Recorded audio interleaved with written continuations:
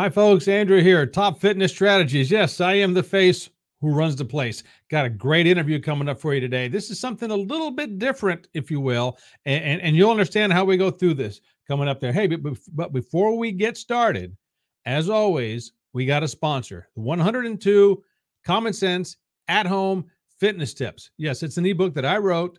Check it out in the description. The link, topfitnessstrategies.com, 102 tips. You'll get over there and see it. And I go through each room of the house and give you some health and fitness tips to go with each room of the house. And no, it is not me showing you how to do a bunch of different exercises, but I am on video showing you a bunch of different things, how you can benefit your health and fitness throughout the house. Okay, fantastic. So check out the links in the show notes. On to the main event. My guest today, Julia Coughlin.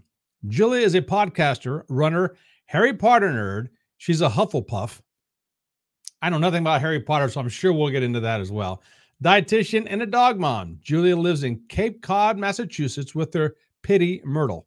Her two podcasts, Puffcast. You know what? I'm going to bring her on right now so she can watch me mess everything up. Okay. You were doing pretty good right there. Like, okay. I would say a solid 9 out of 10 performance. Oh, I'm not done yet. This is going to be good. This is a bio that she gave me to read, and I said I had to edit this, so making sure and put pronunciations in here. So Puffcast, your Harry Potter happy place. Yeah, try saying that 10 times fast. Yeah, exactly. And Into the Fold, a Gr-eesha-verse Podcast. Another thing I know nothing about. Independently produced by herself and her two best friends, Mel and Geoff. By day, she works as a registered dietitian for the VA. When she's not walking her dog, podcasting, or talking Potter, she can be found running. She has run 2 Boston marathons and a Chicago marathon and has her eyes set on the New York City marathon next. She also has a chronic illness called Alkalizing Spondylite-is. I think I got that right. And is currently on the journey to finding her best treatment plan to combat this condition. On top of all that, and this might even be easier to say, you can say you were a guest on Top Fitness Strategies, even though it's nearly as impressive as everything else. But welcome aboard, Juliana. Yeah, well, I'm happy to be here. I'll definitely count it as just as impressive. I mean, it's up there. We'll put it up there in the rankings of things that I've done. But you say that now, but wait till you're done. You might want to say, you know what? Let's just delete this whole thing when you're done. When we're done with this. All right. I can guarantee you, I've been on crazier podcasts before. 100% guarantee. Well, good, fantastic. All right. So, and it's refreshing to have somebody on the other end, and not that I haven't in the past, but that has podcasts, because they understand the dynamics of behind the scenes stuff, what's going on, which makes things a lot better. So if we accidentally say or do something and we either one of us are chuckling and you guys don't get it, it's behind the scene podcast stuff. All right. Don't worry about that. Okay. All right. So Juliana, tell us a little bit about yourself, your background, where you come from, all that good stuff that I didn't already say in the bio. Yeah, I mean, I'm from Massachusetts. I grew up here. I've only lived outside of Massachusetts for like 1 year, where I lived in Richmond, Virginia. Learned very quickly that I am not a Southern person. I talk way too fast. So moved back up here to Cape Cod, specifically Falmouth. Everyone can see my Falmouth running shirt, actually, because we have an event this evening that I'm going to. All right. Yeah, and I kind of moved up here, and before I moved up to Falmouth, I was like recreationally running. I've run 1 half marathon, but Falmouth is just such an amazing running scene, and it's so like closely interknit with like a lot of like the pro running scenes and the Boston Marathon and everything like that, that I just came here and I like fell in love with running, and that's where I started like marathon running. And like I said, from there, I've done Boston twice. I just did Chicago last year, and I'm running New York in the fall this year. And then I actually got another entry for Chicago for the year after. So I'll be in Chicago in 2024. So fantastic. Fun times. Okay. So around here where I live about an hour and a half, 2 hours straight west of Indianapolis. And the big marathon, quote unquote, that we have around here is the half marathon that it used to kick off the month of May, which for the Indianapolis 500 automobile race in Indy. So a lot of people run that. Me, no. My running days are over a long time ago, but I'm fascinated. I'm a huge fan of running, track and field, cross country, marathons, huge fan of it. Love watching them. And I know a little bit about it, probably not nearly as much as you. So I guess my first question when it comes to running, because we're going to get into running, we're going to get into dietitian, stuff, and also your chronic illness, which I'm not even going to try pronouncing again because I messed it up. So we'll talk You can about just call it AS. AS. Okay, there you go. Okay, that's better. So marathon running. How does one train for a marathon? And I ask this because my first thought would be, you want to run, because the marathon's 26 miles, 385 yards, believe it or not. It's something I know. So it's actually 26.2 miles. Is that what they say it is? Yeah, it's 26.2. Usually any marathon you run, you're going to end up running probably closer to 27, give or take. Because of the start? Yeah, I mean, it just depends on the course too. Like Boston, there's like a 3/4 of a mile walk that you have to do to the start line from the starting village. Like Chicago, you're walking at least like half a mile to a full mile before you even get into the starting line. Even the smaller races, you're walking around a good amount beforehand. So you're probably going to come out closer to like 28, 29 miles for the whole day, give or take.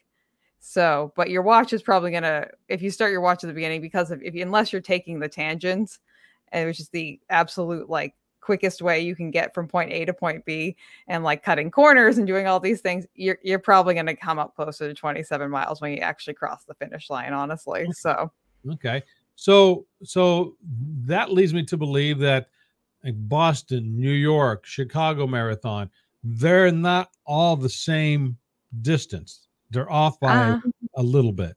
Yeah, slightly. I mean, again, if you take the tangents, they're technically all 26.2, and they're USATF, the track and field organization, certified for that distance. Okay.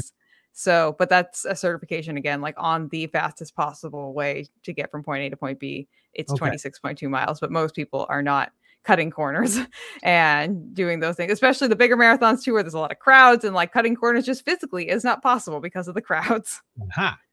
So how did you get into marathon running to begin with? Yeah, I mean, me and my mom actually started running when I was in my senior year of high school. We did the Couch to 5K program. And then I just, through college, like started running just to stay in shape. And funnily enough, my first road race actually was the Falmouth road race. And this was before I lived down here. It was something my aunt was like, oh, hey, you guys should put your name in, because it's a lottery system if you don't live in the town. Then she was like, you should put your name in. And we ended up getting in. And that was the first actual like outdoor road race I ever did. And I thought it was really cool. And then I went to Richmond, Virginia. They had some good like road race scenes down there, and I did a few down there. And then I just moved up to Falmouth, and I was like, hey, I want to do the half marathon here. And I also ended up doing the relay, which is part of the marathon, the Cape Cod Marathon.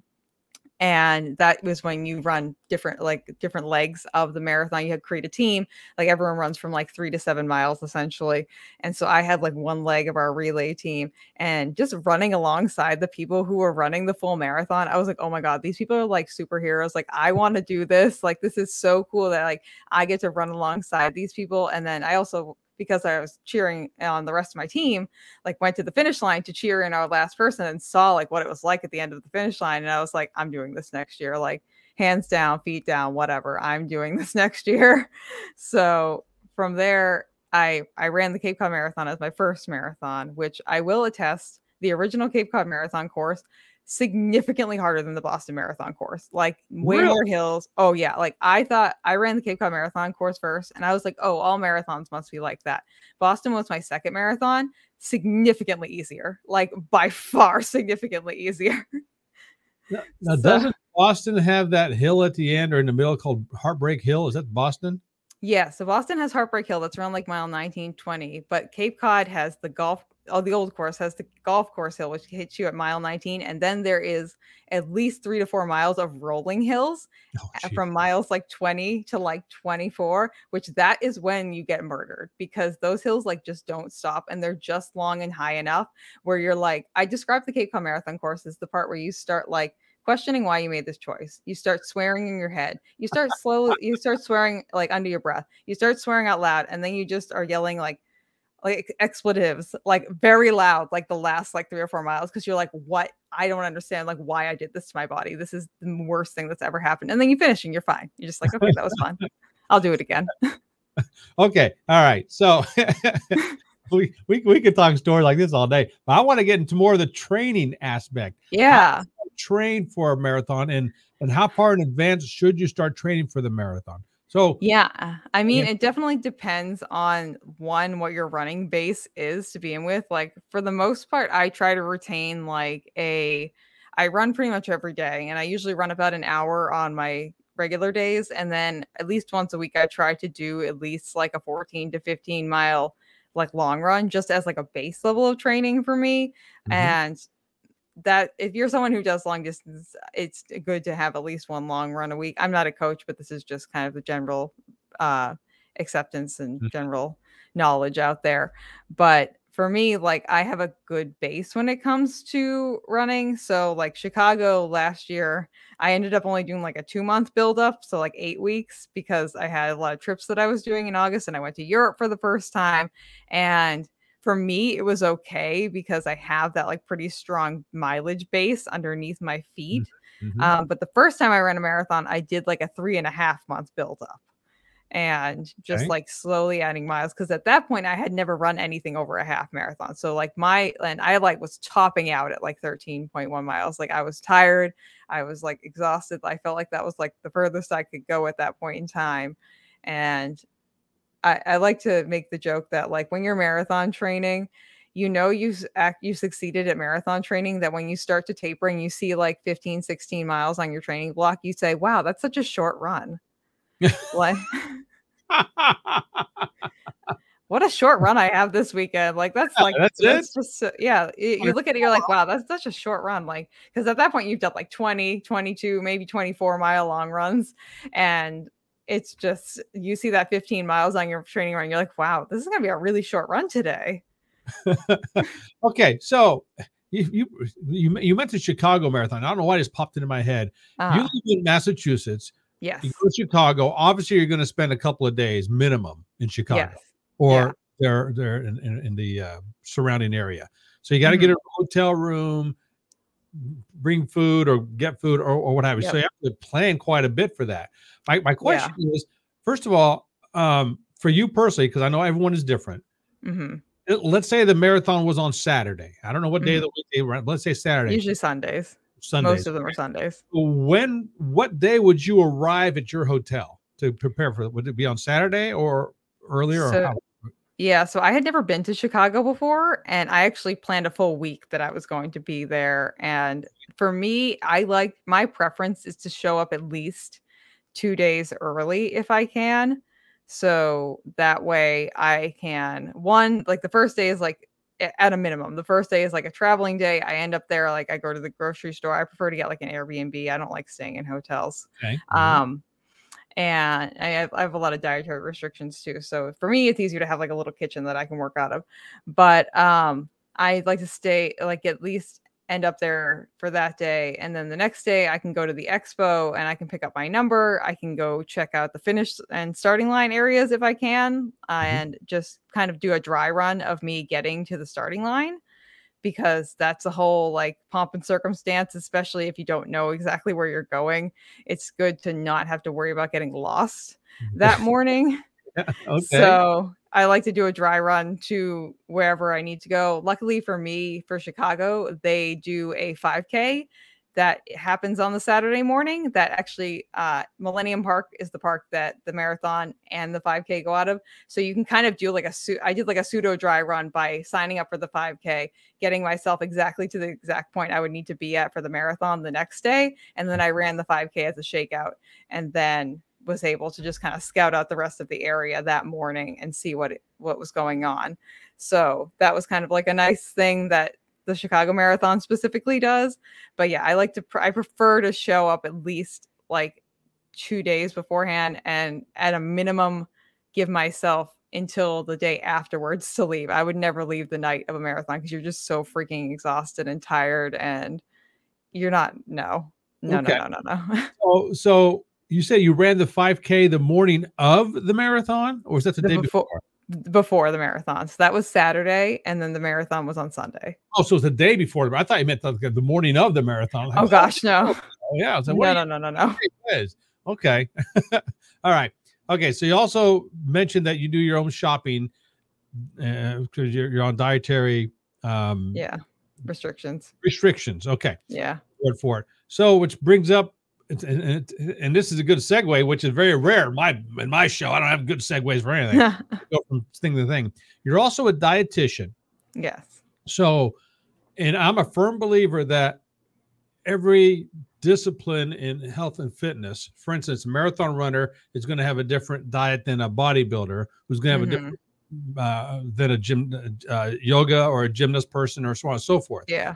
So I guess my question is, how do you determine who gets what kind of diet? Because I'm assuming you have people of all walks of life, not just athletes, not just fitness professionals, but any kind of people coming at you. So how do you determine the different diets that you would prescribe to somebody, if that's even the right proper terminology there?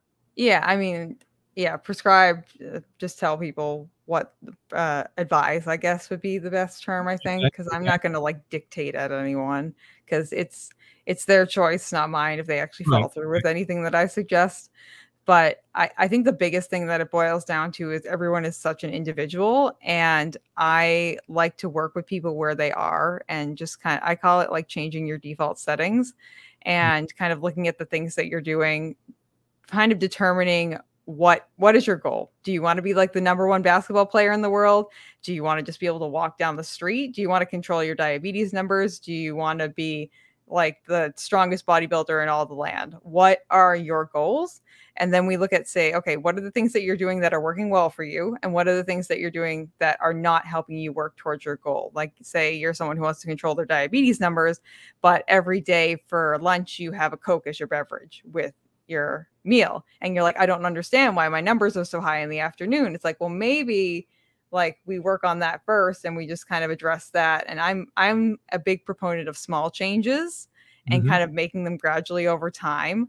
So definitely like, okay, maybe one day we do like half a regular Coke, half of Diet Coke. And then the next day we try a Diet Coke. And then maybe like a couple days later, we try like a half the Diet Coke and then some water on the side. And then eventually maybe we can scoot on over to water. But it's a gradual process in a way that doesn't feel like a burden and like someone is like making you do it, more or less. Because I don't like to force people to do anything, because I find that forcing people means that they do it for a short period of time and then they lose the motivation or they stop working with me, and then all of a sudden they fall off the train.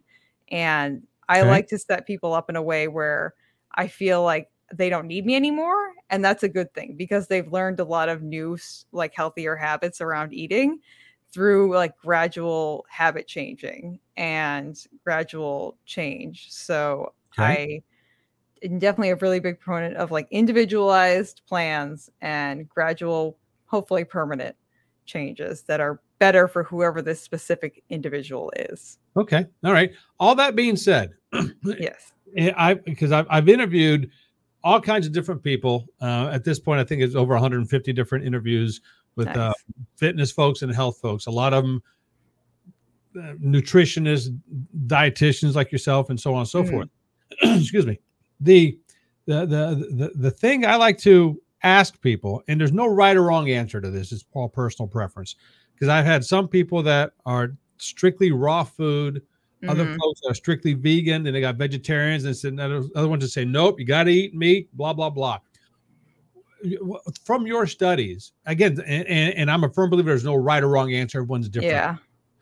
What do you prefer? What kind of eating style do you prefer, if that's even the right terminology for that? Does that make sense what I'm asking here? Yeah, I mean, like generally speaking, like science has shown us that a plant-based diet is like a little bit more beneficial to most people's health. And that eating like a wider variety of fruits and vegetables and like whole grains and lean meats is just like generally speaking a good place to start. But again, it really depends on the individual. One of the things that I always like to think about when I get questions like this is, just because it is so individualized to the person themselves, is kids who have seizures. And that the reason I think of that is because I don't know if you know this about the keto diet, but the keto diet is actually originates and is still an effective treatment for children who have severe seizures, where they Wow. Yeah, and that's where it originates from. They did like medical trials on kids with like really severe seizures. They couldn't get it under control with medications. And so they would bring these kids into the hospital and give them like a medically prescribed diet where there literally is absolutely no carbohydrates. They make like lard pancakes for these kids. It's ridiculous. Like if you actually were trying to eat this way that these kids are eating, but they found that it's a way to actually reverse severe childhood seizures, and that's where the keto diet originates from. So when people tell me they're eating a keto diet, I'm like, are you? I don't know if I don't know. You eating lard pancakes? I don't know about that one. But obviously there's like different variations on the keto diet and all those things like that. But for those kids, like eating that way is super, super, super beneficial. But for most people, maybe not the best idea, especially like, hey, maybe if you have like high cholesterol or like a heart condition, like let's not overload your body with saturated fat if we can help it, you know? But it just comes down to the fact like everyone's needs are so different that it really just depends on who you are, what your preferences are too. If you're someone who, like, I have a gentleman who I work with right now, one of my private clients, who absolutely abhors vegetables. I cannot get him to try or eat a vegetable. But his goal has been to lose weight and like get healthier and get more active. And he's done that by even with not eating vegetables. And he is significantly healthier than he was when we started, even with his preference to not eat vegetables. So it's about like kind of turning lemons into lemonade and just kind of working with what you got and the person's preferences, their health conditions, everything like that. And just everyone's an individual. Okay. So, all right. Speaking of this individual, and of course we don't want to know names, none of our business names, but no vegetables. Obviously he was eating stuff that wasn't good for him and he had to change it. So what did he change from or to, or what did you have him eliminate or add, or what if he a lot of just the basics, just the broad stroke things for this? Yeah, I mean, a lot of it for him was like choosing better options of what he was choosing, and he was eating yogurt. And so then we switched him from like yogurt to a lower sugar Greek yogurt version that helped him feel fuller for longer. There's less added sugar. It was just a much better choice. And a lot of it for him, honestly, most of like the weight loss people I work with, the thing that it really boils down to is portion control. It's portion control. It's actually paying attention to what you're eating, because a lot of people are eating decently healthy diets. They're eating vegetables, they're eating fruits. Like, hey, like, you probably eat a few more vegetables, maybe a few more fruits, probably a little bit less sweets. But a lot of it is just the fact that the American society specifically is very, very on top of pushing oversized portions. And then we get used to that and we think that's normal. And then we're like, I don't understand why I'm gaining weight. It's like, because you're eating like 3 Big Macs and then like a Cheesecake Factory salad, which looks like good on paper, but then in reality is like 7,000 calories and 5 million portion sizes too many. And that's why you're not losing weight. But if you can eat a lot of the same things, I always like to say too, that you can be a brittle diabetic and only eat cake all day. Will you be teaspoon feeding yourself cake like every 15 minutes and feel insane? Yes, but you can do that. Like, it's physically possible, but it's probably not advisable from a mental sanity standpoint. I never thought of it like that. That's interesting. That's interesting. Okay. So a question that comes up on my page quite a bit, and also from my friends, maybe because I used to tout this all the time, and I'm not a nutritionist, I'm not a dietitian, and I just play one on the internet sometimes. That's all. Yeah. When it comes to water, is there a certain amount of water that you believe people should drink on a daily basis? I mean, if there is, do you have any kind of way to prescribe that, so to speak? I mean, my general thing is, 1, drink when you're thirsty, obviously, and 2, kind of drink till your pee turns clear. And that can be that's such a different amount of water for everyone too. And it can vary also by season, even for the same person. Like, I'm thinking about right now, I'm definitely drinking more water than I do during the winter, just because you step outside and you're automatically sweating already. Oh yeah. So things like that. But I would say, from my general, like, checking in with people, having seen like hundreds, if not thousands of people across the board in many different situations, most people aren't drinking enough water. Like most people just like at a baseline, they're like, yeah, I had my cup of coffee this morning, which does not count as fluids because caffeine is a dehydrant. One of my rules that I make people follow who are working with me, I'm like, if you drink 1 cup of coffee, you have to drink a cup of water. Like even just fill up that coffee cup with a cup of water and like glug it down after you're done.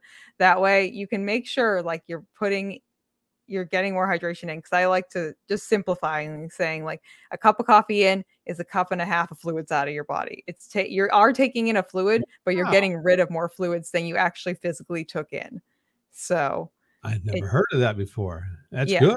I mean, that's not the exact science, but it quantifies it in a way that I feel like most people can understand, you know, and that as dietitians, that's one of like our biggest things is kind of being able to take these like lofty, haughty scientific studies and just kind of bring them down to the ground and make it so everyone can understand like, okay, like this study had like a p-value of like -5 and they found like XYZ, whatever, which literally means nothing to most people. And half of these scientific studies mean nothing to me either because they're useless. So, but definitely taking that like really high level thinking, almost like too high level thinking and bringing it down to a level where people can, even if it's not super to the exact 0.000 point accuracy, just making it digestible for everyone. So you can be like, oh yeah, like if I drink coffee, I'm drinking fluids, but if I've taken a cup, I'm peeing out a cup and a half. And so that makes sense to me. Like, yeah, I can quantify that very easily in my brain as an image, and it's easier to understand. But yeah, for water, I would say definitely most people I'd say are drinking a solid amount of like caffeine, which is a dehydrant, alcohol, which is a dehydrant, things like that, where you feel like you're drinking fluids, but you're kind of doing your body a disservice at the same time. And then they're like, oh yeah, I had nice coffee today. I had my Red Bull and then I had like a Coke with dinner. And I'm like, did you drink any water? No, but I had all those fluids. I'm like, you need to drink some water, please. Thank you. And the number of people I've had come into my office and be like, oh, I have headaches, like my joints are kind of achy. And then they tell me kind of something similar to what I just described. And then I tell them, okay, no matter what else you're doing, I don't care whatever else you're doing with your nutritional stuff right now for this next week or two, or whenever I see you, I really just need you to drink more water. We're not even going to talk about anything else until you drink more water. And then they come back and they're like, oh my God, my headaches are gone. Like my joints feel so much better. I'm like, literally, because every single reaction in your body, we're walking, talking chemical reactions. That's what humans are.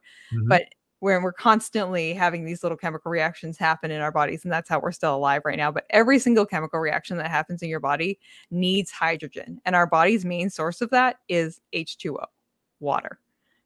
So wow. You and I are so much alike in thinking, but your presentation and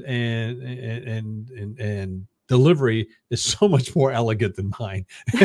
I've had practice, trust me. Yeah, obviously. See, because what I tell people when it comes to water is I like to keep things as simple and basic as you can. So I'd say take your body weight, cut it in half in pounds, cut it in half, and drink that many ounces of water a day. So if you weigh 200 pounds, cut it in half to 100 pounds and drink 100 ounces of water per day. Yeah. That's basically. I'd say that's a good starting point too. Again, I like using those as like starting points too, because then someone will come back and be like, and we'll use like that in conjunction with like the pee, like just looking at seeing like, okay, what color is my urine? Because if you're drinking that and your urine is still like a really dark shade of yellow, there's something else going on. Like we need to add more fluids in. That's your body telling you that, hey, like that was a good starting point, but like we need to up our game here. So I find that those like general recommendations are like a really great starting point. Like they're an awesome place to kind of gauge a person's body, but everyone's bodies are so freaking different that I like solving those little mysteries of everyone's bodies. And I love doing that and just like kind of piecing together the nutritional puzzle of someone. But it's something that not everyone has the patience to do or the desire to do. And I understand that. Oh yeah. Now, before I let you go, because I only asked for a half hour time, we're coming up close to that. We can. I got time after that, but if you gotta go, that's fine. Okay. Too. the chronic illness that you have, the AS, and I'm not even going to once again try to pronounce it. Yeah, just say AS. It's not worth it. Well, tell people what it is. So, with alkalizing what? Yeah, alkalizing spondylitis. So essentially, Okay. it's a less common form of arthritis, more or less, and it's a inflammatory disease where my body just kind of like attacks itself on essentially. And what happens is the main event for AS is that your spine from the bottom up fuses together over time. I've had like a little bit of spinal fusion, not too much. Luckily, because I've been on biologics, which are the medications that you take. Right now, I'm on a medication most people probably know called Humira. You've probably seen a TV commercial for Humira at some point in your life. Yes. Probably mostly in regards to like just general arthritis. That's usually what the commercials are for. But this is one of the medications that you can use to treat it. It's an injectable. So I give myself a shot once a week. And that kind of helps your like delay the disease progression. But how I like to put it is at some point I get the joy and the benefit of becoming the Hunchback of Notre Dame. So I'm currently looking for a castle to haunt. So that way, when I become that person and I start getting my spinal fusion, and I start like hunching over, I can have a nice castle to haunt and just ring a giant bell. Oh my. Okay, so then I guess the obvious question I would have based on this interview is, I would assume that does not, their AS does not affect your running, or does it affect it and you have to do something different? Yeah, so I would say like with my biological medication, the Humira, I'm significantly better just at a baseline, because without that, like all my joints usually hurt. My knees were like going bananas. I was getting these weird like muscle pulls just from walking around and sitting in chairs, things that you shouldn't get muscle pulls from. So that helps me be a lot more durable and much more like a regular human being at a baseline. But AS and arthritis, generally speaking, is something that kind of goes against like the contradictions of like regular, what people would expect, in that the more you move, the better you actually feel. So the more you keep like things moving through your like juices moving through your joints, you keep your body moving. There are actually quite a few ultra marathon runners, like people who run over the 26.2 mile distance. Usually it ends up being like in the woods or on trails or something like that. But there are quite a few ultra marathoners who have AS because it's a little bit slower than road marathon running. And you can like take breaks when you want to for the most part, but it's that constant movement. They'll be out on trails for like 4, 5, 6, 7 hours, up to like 3 days at a time, essentially. Mm-hmm. But that movement is really beneficial. Like, I'll just say, if anyone runs a marathon and tells you they're not in pain at the end of it, they're lying to you. Don't believe them. Don't believe them about anything. But for me, like for most people, marathon running is painful, and like marathon training is painful. And for me, I do still retain that too. Like just at a baseline, your muscles get really tired. They get really like sore at the end. It's just kind of how it is. But for me, a lot of the times, like especially like not in the full 26.2 mile distance, but in my training runs, it's actually significantly less pain for me to run for like 3 or 4 hours at a time than it is for me to sit in a chair for like half an hour to an hour, because my back like just gets, my muscles physically like get stuck in that sitting position. Mm-hmm. And I can like, getting out of that position is like physically, like sitting there is physically painful, but then getting up and getting out of it and like creaking my muscles and my joints back open, it's like physically painful. So I actually like have the thought to myself while I'm running my marathon training runs, I'm like, are you in more pain now than you are when you're sitting still? And like 99% of the time the answer is no. I'm actually in less pain at mile 20 of my long run than I am sitting in a chair for like half an hour. So it doesn't really like help, I will say, my marathon running, but it definitely is something that marathon running helps me retain my mobility, and hopefully will help me retain my mobility moving forward and delay my need to buy a bell tower. So, so all right, I gotta ask this question, because I enjoy yoga, but only certain kinds of yoga. I'm a big fan of DDPY, Diamond Dallas Page yoga, and he's all about doing stuff for the spine with his type of yoga. So do you do any kind of, I would assume you stretch, but yoga is a lot more than stretching. But so do you do any kind of yoga or Pilates or anything of that sort? If I was better about my time management, I definitely would, because every time I do it, I do enjoy it. And the only challenge with marathon running is it takes up so much of your time, because you have to, it's at least like an hour prep beforehand. And then you go and you run like 2, 3, 4 hours, and then you're done for the rest of the day. Like you come back, you eat a snack, you take a nap, and then that's like kind of like the whole day right there. Um, so I've just gotten better about strength training, which is something that definitely is super beneficial too for me. I feel better when I'm like running and also doing strength training. I do some stretching throughout the day. I have like a bunch, way too many like little like tools, like my massage gun, my massaging sticks. I have an ultrasound therapy machine. I have my TENS machine, like many little tricks in my bag.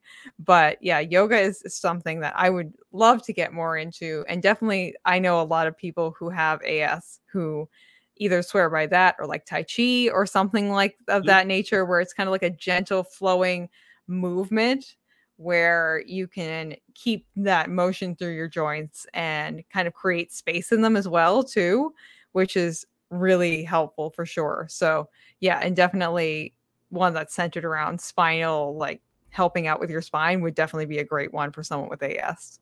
Wow. Well, we can talk about this stuff all day long, but my word. So I might have to have you come back another time. We can get more into this. So, oh yeah, Juliana, tell everybody where they can find you, how they can contact you, what you have going on, all that good stuff. Yeah, I mean, so if you guys want to find me specifically, the best place to find me is on Instagram. I'm at Julianna_runs, JELLYANNA_runs.